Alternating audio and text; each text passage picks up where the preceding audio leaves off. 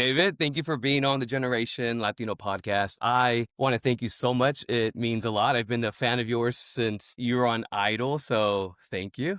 I have a couple questions for you. You've been on American Idol, Masked Singer, Hannah Montana, iCarly, and do you remember the details of everything, or was everything just so fast for you while you were doing it all? Um, there were things that I didn't remember, but I think going back and looking at the performances and the shows and the BTS, I'm like, oh yeah, that's right. That did happen. Especially when I was writing my book and they were like, hey, we want you to talk about all this time of your life. And I was like, well, I don't really remember much of it. So I did a lot of like self-reflection, looked back at former episodes, talked to people, and I was like, oh yeah, that's right. Oh, and that happened too. And I started recalling a lot of that experience, um, and kind of seeing it for what it was as well, because I was just trying to survive each thing each week and all the busy schedule that they had me on during that time of life. But because at therapy, they help you a lot look back on things that happened in your life and try to like let your mind sit there and relive it and remember, recall, reflect a little more. So it felt kind of like that, doing the work for my book, and just recalling my life as a teenager. Nice. I love that. So, as a fan of the show, was there ever a song that you wanted to sing but could not sing? Yeah, a lot of them. Could this one stand out to you? Yeah, I wanted to sing More Than Words by Extreme. Yes.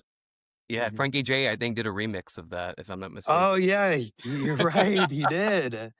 He totally That's did. that's the one that I grew up kind of listening to. It's Kelly Clarkson week on American Idol with her discography today. What song are you singing and why? With her full catalog. Your full catalog, not when you were on. I'm talking 2025 full Kelly Clarkson catalog. What song are you Ooh, ooh.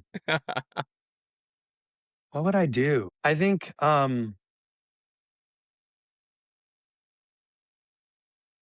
I mean, I think My Life Would Suck Without You would be fun. Oh, I wasn't expecting that at all. What were you expecting? I thought you were gonna be like because of you or breakaway or Oh no, those are so too sad. I no, that's a great one. My life was suck without you. Or already gone's a good one. But anyways, I saw you on her Oh, show. you like all the sad ones. Yeah. I mean, she does great You sad just named songs. like her three sad ones And I, all in a I row. do like Heat. I do like Heat. So yeah, I just love Kelly. That was my first concert I ever went to was the American Idol's live tour. That whole era was just golden for me. So I listened to your new EP, Earthly Delights, and I was really not shocked, but I was really impressed with how sensual, flirty, romantic, daring, and playful it was. You say you're in your lover boy era, which is fun as a fan to really take a look at. I'm gonna kind of test your lover boy status and ask you some icebreaker questions. Okay, so on a scale All from right. 1 to 10, on a scale from 1 to 10, how romantic are you? From 1 to 10, Yeah. well, it totally depends because I'm not romantic just for anybody. Yes, of course. So on an average level, like I'm not one who just falls in love with everybody. On that level, I would be like a 3, Okay. maybe. When I'm in a relationship, I'm like an 8 or 9. Oh, that's. I mean, I would hope so that anybody would be at an 8 or 9. So, if someone wanted to flirt with you through a song, what song would it be outside of your own? If someone wanted to, Yeah, flirt with you through a song. like what captures like my what I kind of like to see in somebody. Yes. Uh, hmm, let me think. I mean, you said lover boy era, so I'm just trying to. I mean, I mean, people probably won't like this answer, but I'm just answering honestly. Yes. Um, Probably like a Chris Brown song. Wow. Well, you sang with you on Idol, so You're right. Yeah, I did.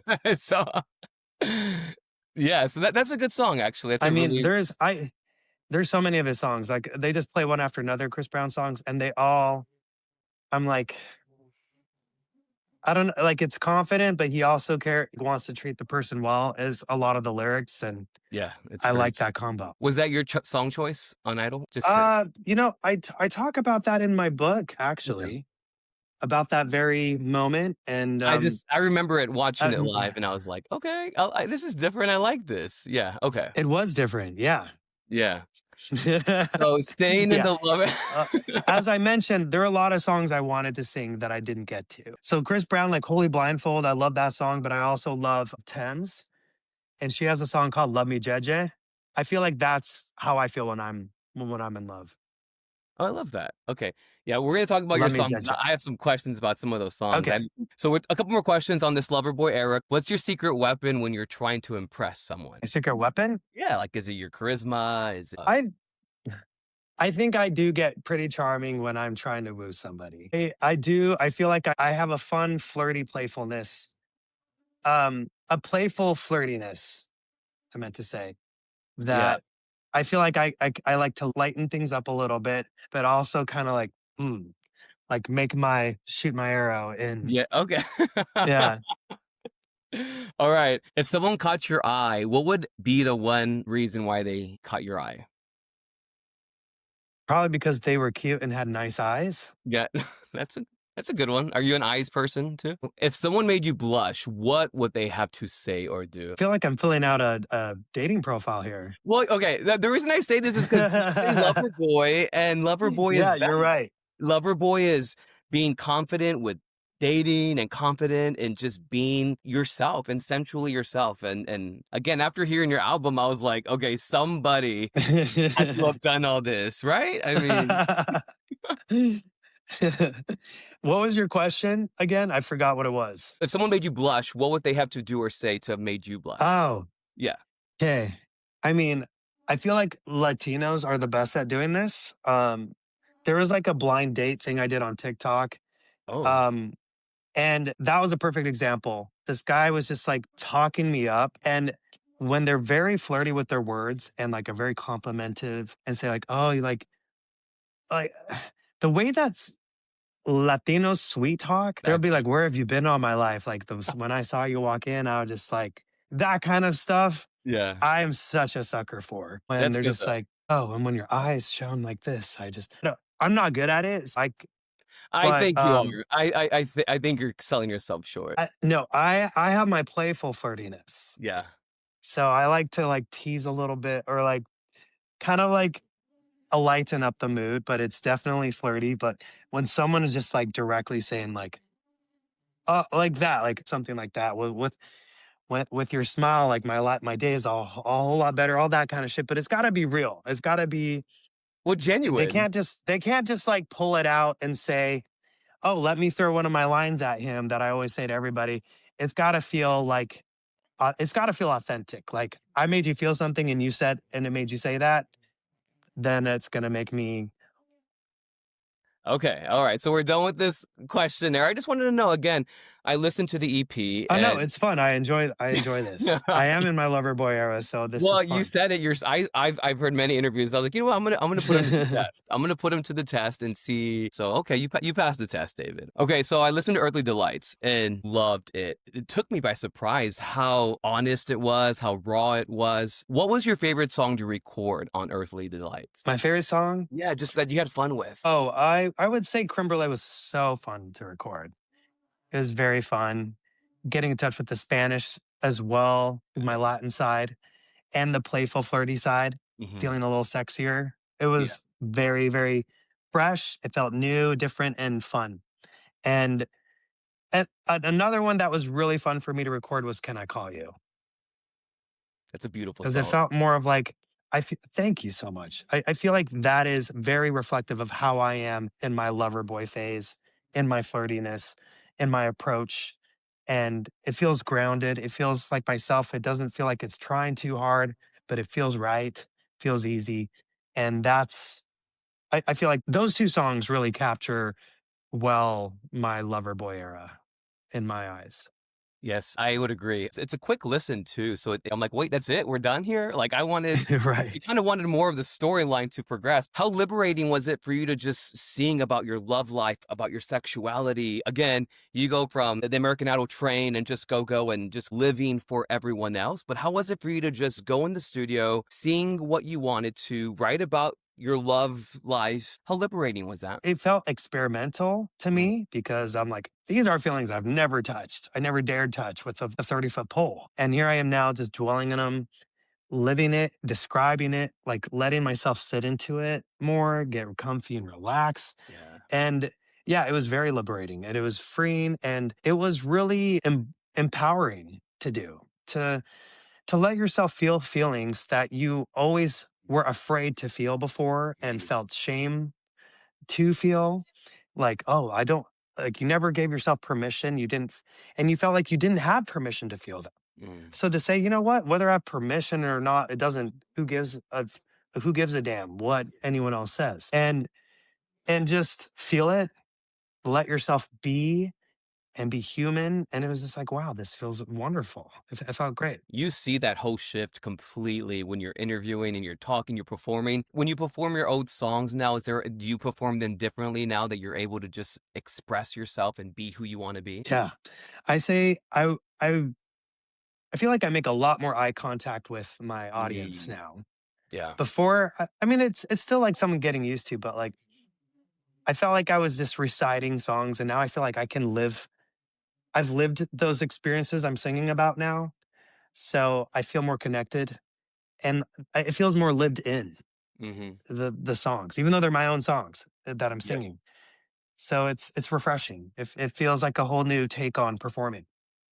No, I agree. And fun fact, I've seen you twice. I saw you with Demi Lovato.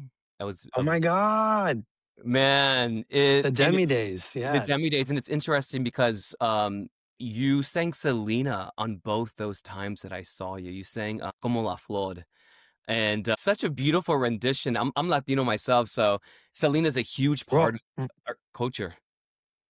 I mean, that's your whole The podcast, whole right? thing, yes, Is exactly. Latino But heritage. Was that in Texas? yeah, it was in Texas, Because Dallas, yeah. I every time I sing in Texas, I have to do a Selena tribute.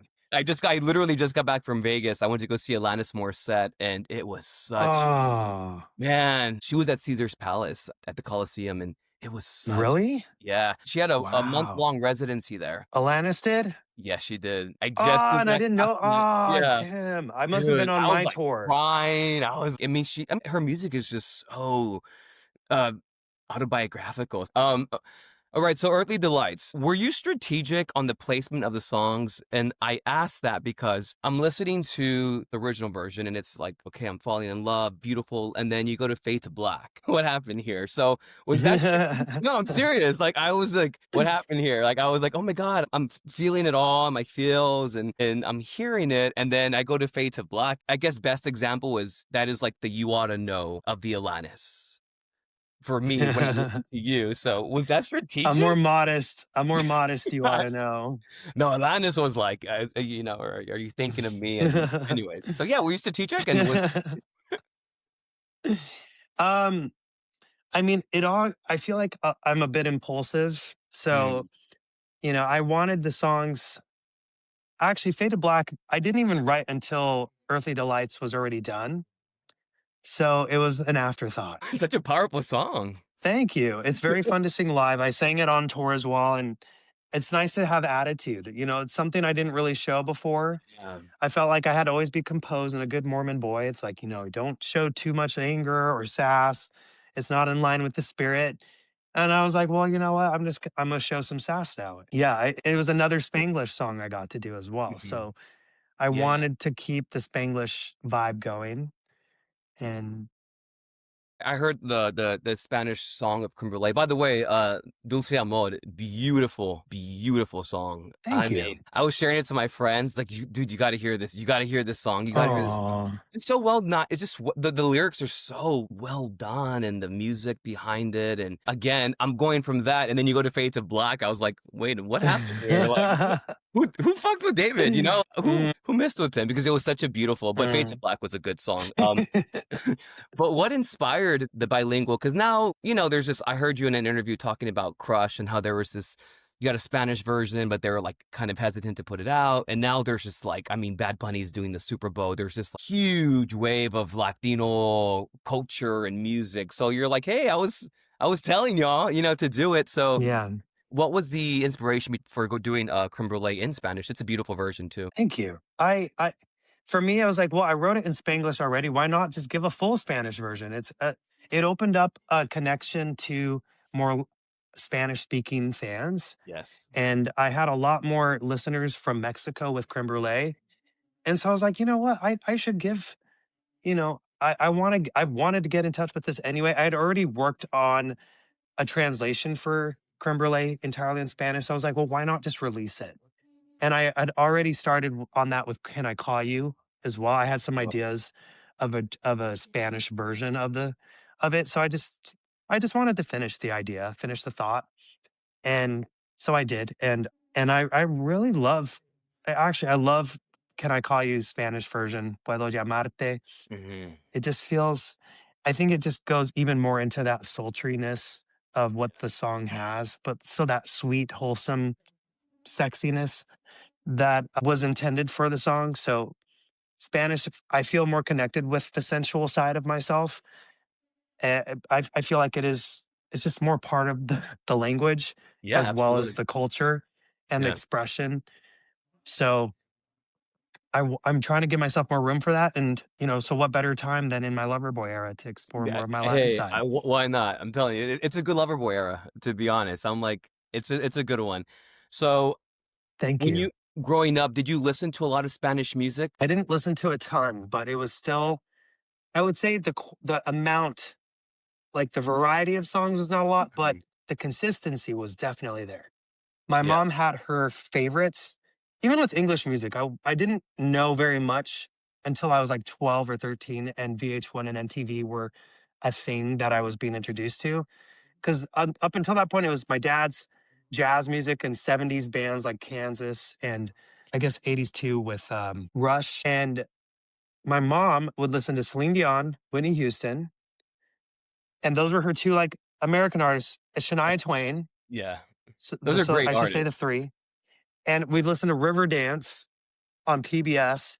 But then she had Thalia, La India, Selena, and Mark Anthony, Ricky Martin, Gloria Estefan. Mm, So all of those artists were staples in my house. And while she only had her like one album of each person, mhm. I loved them. I loved La India. My mom used to sing her La India's version of Cristian Castro's Nunca Voy a Olvidarte. So I was always, I mean, I still like love it for karaoke. El tiempo que duró nuestro amor, tú me Mm, hiciste feliz, en mi adiós te deseo lo mejor. It was like a very sweet, like farewell song to the person you love, but yeah. salsa. So I loved it. My mom was a salsa dancer, salsa singer. So she sang a lot of songs. She'd also sing Banda Blanca, sing Sopa de Caracol, and Fiesta, Fiesta, Fiesta. Yo quiero más fiesta. So I love that song. And I'm very proud that it's a Honduran song. She would also sing, I mean, she'd sing all these random songs too, like Yeah. just party songs. No, yeah, but She, music back in the I say back in the days again, we're the same age. Back in that era, you went from Mariah to Boyz II Men to Shania to Thalia to Shakira. It was just a blend of just music. I was more of a VH1 person because I liked more adult contemporary music, like yeah, Shania's. I didn't mind MTV, but it was for me. I thought I was much more mature than I was. I was like, I'm 12 going on yeah, 30, so I wanted to hear like yeah. Jewel and Alanis. I mean, Selena was a huge Celia Cruz, one of them. Celia Cruz, yeah. Yeah, Celia Cruz was one of them. Enrique Todo aquel que Iglesias. piensa que la vida. Yeah. Yeah, yeah. So, what does being Latino mean to you, David? Being Latino for me means a great history and rich culture Mm, of celebrating life, whether that's in food, in tradition, customs, your family, and it's having a vibrance and color in life. It's being passionate, it's adding flavor. to your life as well. So it's una vida de sabor is how I would look at it. And just it's a hard working, it's overcoming. It's not really putting excuses to keep moving forward and to keep seguir adelante is how I look at being Latino. And I'm very proud to be Latino and to come from such a beautiful history of my family of rich in a love for music and Food. for food and dancing and family. It's something that I feel incomplete without. You know, I grew up in Utah and with a lot of the, you know, with a great culture as well, with the very Mormon culture, but a lot of the Latin passion I always missed. And so I always felt like a little like I'm missing something. I'm always missing something here. And like going on dates back when I was living in Utah, I was like, you know, very sweet people, but I'm like, where's my Latin flair? Where's my fire? I say, Where's "Where's the the culture? flavor?" Like, "Where's the Where's the flavor?" flavor?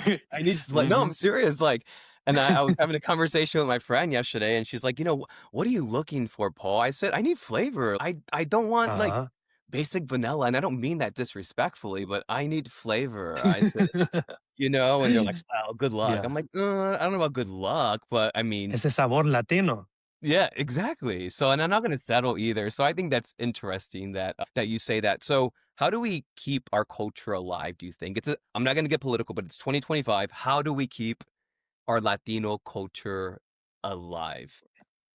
I think just simply just by not being afraid to be yourselves. It's, you know, we did come, there is a history of racism. You know, my grandpa, Archuleta, he was half Mexican, but he grew up not learning Spanish because his dad faced too much racism. And it's like, if you were Hispanic, you're just discriminated against. So he was just like, you know, I'm not going to teach you Spanish. You're going to speak English. But if anyone asks you what you are, you tell them you're Mexican. There was a lot of benefit in hiding your Latinness for fear of being, you know, not getting the opportunities to live, to just simply live. But we're in a time now where there's enough presence of Hispanics and Latin culture and there's social media. So there's not the lack of understanding anymore and judgment that, you know, let yourselves be seen and show what you have to offer. You know, there is such magic in the music. People, you know, people have caught up with the rhythms and the wonderful flavors that are in the Latin entertainment. Mhm. And people love the food as well. You know, Mexican restaurants are everywhere and people love tacos and they love their margaritas. They love their fajitas, you know, just enchiladas. Quesadillas, arroz con pollo. Yeah, like people love it. And so I think you just help them to remember where this culture comes from and the Mhm. beauty and the vibrancy that the Latin culture has to offer. I always tell people I'm Mexican American. I'm Mexican, but like you said, growing up, they put us in English classes. They didn't want us to really represent being Latino because in the 90s it was just different. And if you were like complected, it was a little different too. And if you had colored eyes, Yeah. that was different too. So I'm like unapologetically Latino. I tell people, I'm like, you know, you can be educated, you can have a career, you can live the life that you want being Latino. And the whole thing for this podcast is really to push resiliency and to push people being motivated. You know, a lot of students I work with, they drop out, like they're like done after high school. And I'm like, guys, you can go get your master's, you can go get a degree. Like you said, you know, you can do whatever you want being Latino. And I think today in 2025, just kind of there's a lot of uncertainty. And I'm like, no, we got to be louder. We got to be louder Latinos. It has been such a delight to see you be authentically you since coming out. It is so delightful to see that version of you really come into yourself as an adult man, and a queer man. So what does being queer mean to you? And I say queer because I know you've used that before. So Yeah, I came out as queer. I say queer because I do too, by the way. sometimes older yeah, ol people from the older generation where that was used as a derogatory term, they're like, "Why are you saying queer?" And it's like, Yeah, well, I you know, am. it's an accepted term and it's I feel like it's a great umbrella term that gives you space to be who you are and that sexuality is not black and white. It is not you're either this or you're either that. There's no other middle ground.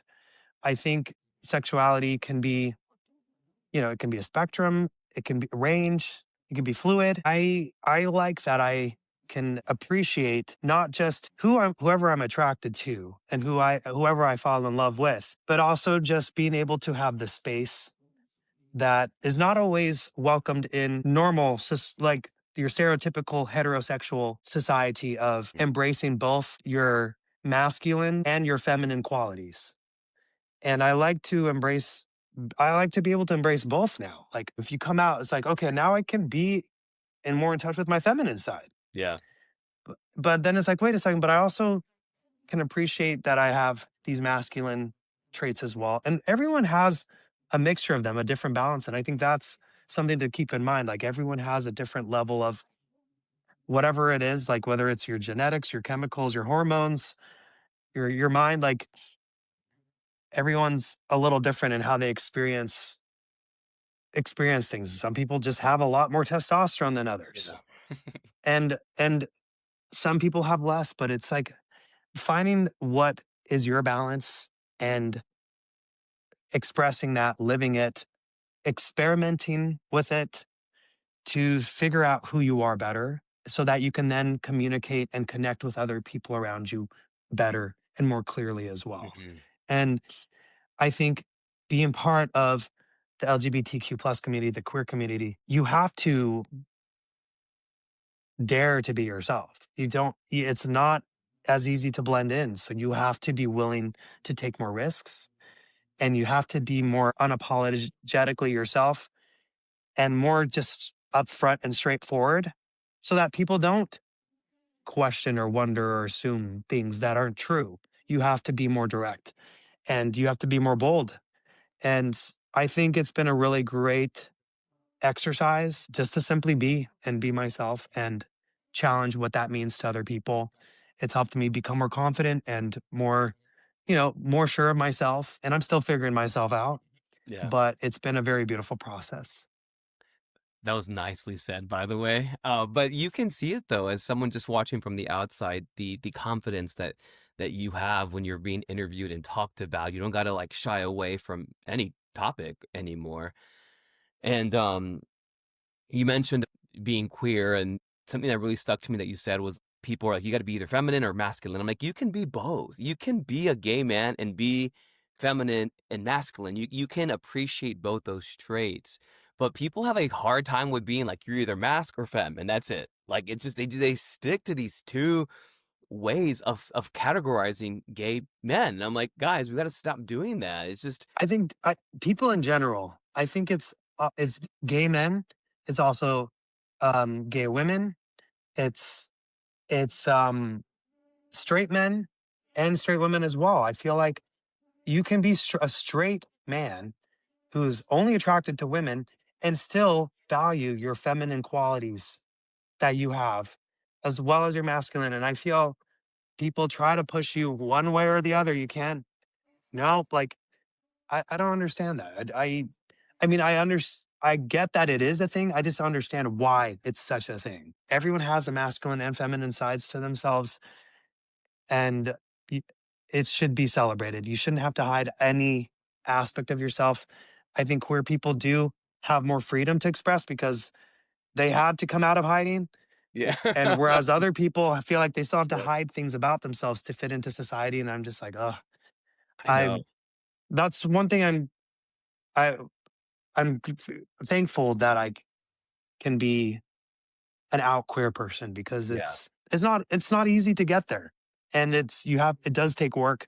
But hopefully by being ourselves more, we can encourage everybody to be more authentically themselves, Right. regardless of what their sexuality um or identity is. Unapologetically you. I came out at 14, 13, 14. So I Oh was very, wow. I know I was very much like, Mom, this is who I am. You accept it or you don't. I don't know where I got, probably listening to Alanis Morissette. I don't know.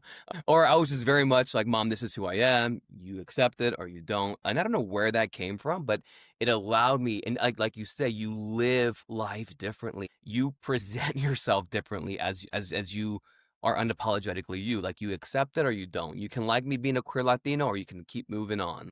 It's nice to hear you say that. So I have two more questions for you, David. What do you want your legacy as David Archuleta to be? What would you want it to be? I want it to be something that feels like people are a part of a journey as they followed along with me, whether it's listening to the songs or Mm, following my life, hearing my story. I want people to feel like they were a part of a journey that they felt invested in, and that they could just feel like they could be a part of and commune with. I like connecting with other people, and that's why I do music. I don't do music for show. I mean, maybe sometimes I do, but ultimately it is for connecting with people, to be seen and to help others feel seen and just have this communion with each other. And I think it's beautiful when you're able to feel these deeper emotions that you feel in music or entertainment that you don't normally get to in your day to day. Cause, life tries to keep you busy and occupied. And it's nice to give people a little break or like get them in touch with their feelings and find a little more sensitivity here and there. And I just hope that people know that I was authentic. And even when I'm trying to experiment and figure myself out and try things, that I was authentically myself. And I think growth, the journey that is important to me because the growth is important to me. That I never was just stagnant, that it was a journey that I lived and one that I can be proud that I took. yeah. Well, I think it's evident that you are living that journey and being your authentic self. It's nice to watch. It's nice to see. I think you are on the path of that legacy. You're headed in the right direction, David. So, last Thank question. you. No, I truly mean that. For anyone out there who is struggling with sexuality or identity, what advice would you give them? Well, I would say, especially because your topic is also with like Latin background Hmm. culture, whether it's your sexuality or whether it's your heritage, maybe it's your Latin identity, or like that you feel like you're in between somewhere that you don't quite fit in because it's like you feel like you're part of something, but also it's like, how do I be a part of this? Because um, like I grew up with a pretty American dad, pretty white dad, but the very Hispanic brown mom from Yeah, Central America, from Honduras, and I always felt like I could relate to both things, but not fully with either of them because mm, I'm like, I'm not fully Hispanic. I'm half. I'm not fully just all Caucasian American because there's so much that I feel like there you feel like you're a little bit in limbo sometimes where it's like, hey, so where do I belong? Like, what do I connect to? What am I exactly? How do I identify myself? Because again, people may want to categorize you as one thing or like you're either American or you're Hispanic or but it's like we're Hispanic Americans. And it's a beautiful subculture within the United States to get to enjoy and be a part of and feel the blend. And that's what's supposed to be beautiful about living in the US is the blend and the melting pot of it all. And I get to be a blend and a melting pot of mm, life and of culture and including with the queer community. People are trying to navigate and be like, well, what am I? Whether you are gay or queer or bisexual, whether you're yeah. trans, like there's beauty in the diversity. There's beauty in the authentic self that you are, but it also is very relieving when you don't have to do it alone and you find other people who are like you. It is important to find community. So don't try to do it all on your own. And if you live in like a small town in the South where it's like, where are people like me? I don't see them anywhere. And if they were here, they're hiding or they don't want to admit it or they moved and Yeah. I'm just here stuck. It's like, you know what? Find community online. I feel like that's what's beautiful about social media is we can connect with people no matter where they are and all types of people. You feel like you're alone and then you find someone's like, oh, I'm not alone in this. Yeah. It just feels It's so wonderful to be seen.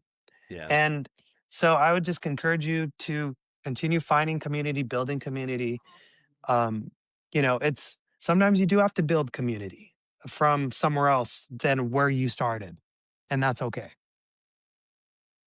David, thank you so much for being on the podcast. I think you're an inspiration to millions of people out there. I really believe that. And I think that people can relate to your story. I think people can resonate with your journey with coming out. And I know you have a book coming out, so I'm excited for that. I want to say thank you. It was a pleasure getting to talk to you. But I want to thank you for being on this podcast, and you were a pleasure to chat with.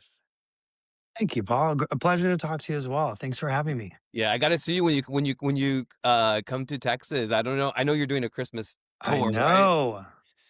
Yeah. But I want to thank you again. It was fun chatting with you. I really, I knew it would be a delight for me to chat with you. I knew that it would be a good conversation and talking about our queerness and our Latino-ness and your lover boy era and all of that, and asking you some questions. Sorry if it felt like a dating questionnaire. I just wanted to Oh no, see. it's fine. It actually works because I'm actually it felt more like it because I've been doing a lot of it. I'm partnering with Archer, a gay dating app, and I'm like being this like trophy officer for it. So I was like filling out my Archer like info.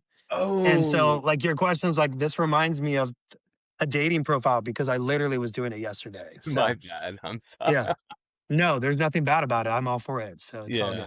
good. Well, thank you, David. It was a pleasure.